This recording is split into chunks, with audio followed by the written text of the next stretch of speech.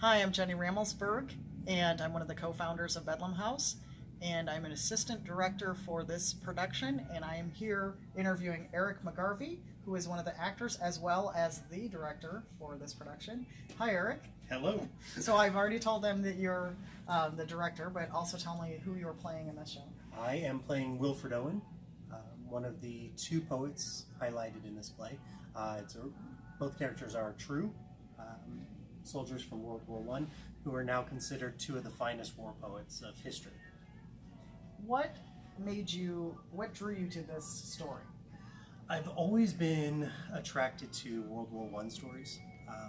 I think it's sad that in this country, at least, it's the forgotten war. It didn't have as much of an impact here as it did in Europe.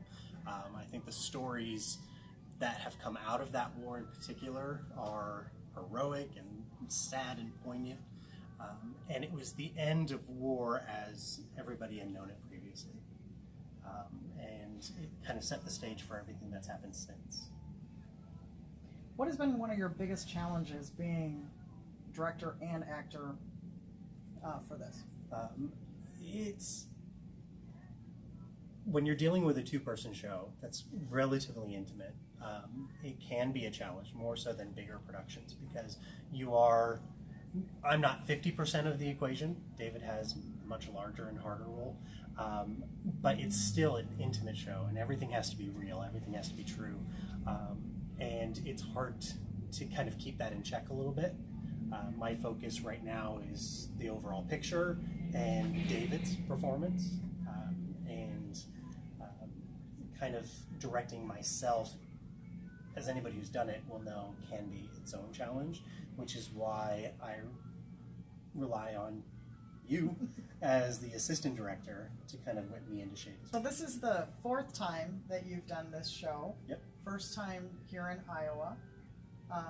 What makes this time different for you?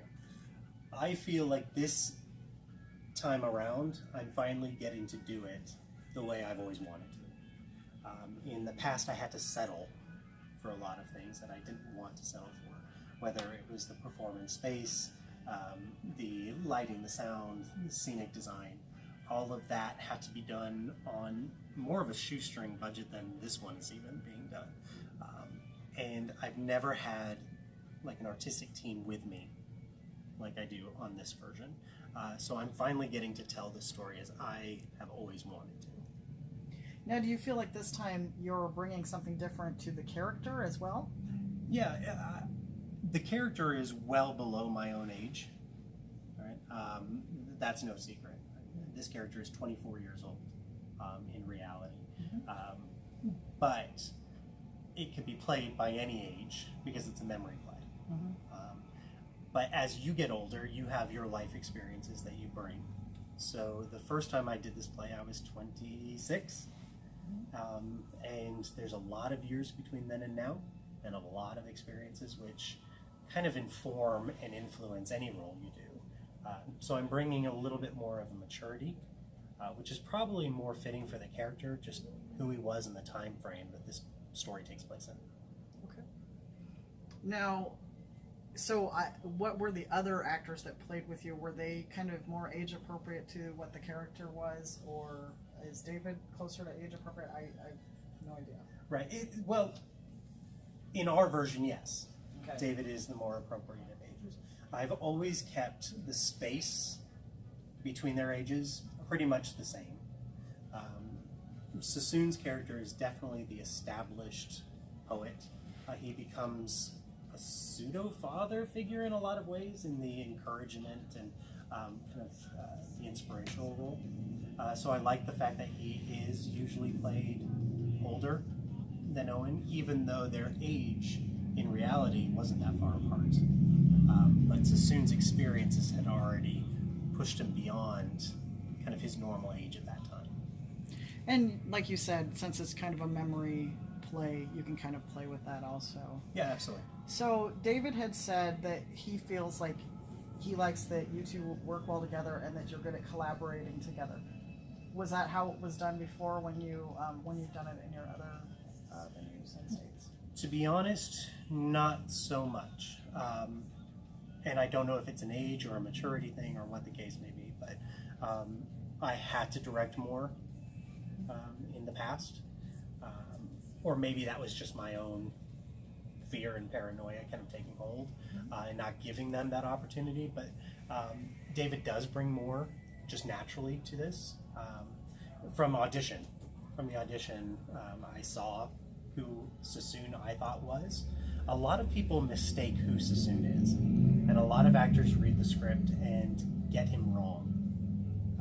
And it can take a little bit to nudge them out of that preconceived prejudice. David never had it.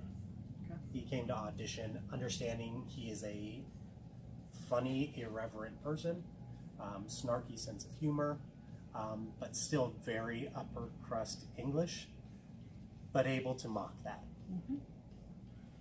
Do you have ideas of what future productions or what you want to see Bedlam House doing? I'm sorry, I'm putting you on the spot. No, that's exciting. Okay, so what are some future ideas that perhaps you're wanting to do with Bedlam House? Well, as you're intimately aware, Bedlam House, our goal is to bring plays that aren't overly produced, or in this area maybe never produced.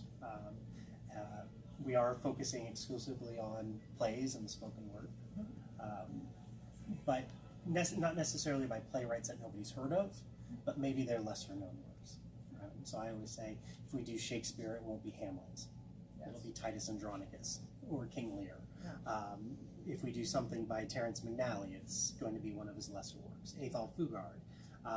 Some amazing playwrights, but that aren't considered part of the classic canon. Okay. And therefore might be unfamiliar and possibly scary to unfamiliar audiences. So do you see yourself possibly acting and directing in future productions, or was that just for this one? I love both. With this company, I'm looking at more of the directing side. But depending on the show, I will never do directing and performing this large of a role again. I'm only doing it this once because I am passionate about this play. And as I said, it's my way of putting this event, doing it the way I've always wanted to. But I'm looking at more stepping behind stage, directing, and focusing on that area. Are you open to having other people apply to be directors, or is that a vision of your? No, absolutely. I believe in shaking things up, and I like multiple voices within a company. I do want to establish a company in the classic sense, not just a company of a name, but Jenny Ramelsberg, Eric McGarvey, all these people are just part of that company, similar to the old rap companies, and build a community that way, and within that group be able to shift people around into the various departments and roles. All right, well, thank you, Eric. That's been really informative. Again, I'm Jenny Ramelsberg, one of the co-founders. Eric McGarvey, also the co-founder of this. All right, thank you much.